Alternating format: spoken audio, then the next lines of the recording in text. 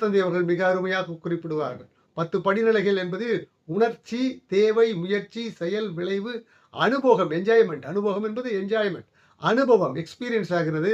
இதுவரையில் 7 படிநிலைகளிலே தான் 5 அறிவு விலங்கினங்கள் செயல்பட்டுக் கொண்டிருக்கும். அதுதான் உண்மை. இது ஆராய்ச்சி, தெளிவு, முடிவு என்பது இன்னொரு 3 படிநிலைகள். அது மனித மனத்திற்கு மட்டுமே சொந்தமானதாக இருக்கிறது. அதுதான் 6வது அறிவு.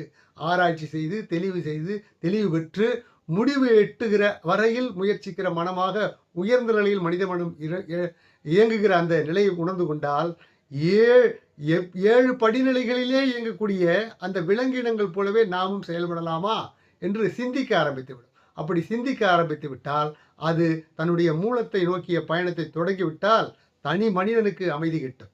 தான் சார்ந்த அந்த மனிதன் சார்ந்த சமுதாயத்திற்கு அமைதி கிட்டும்.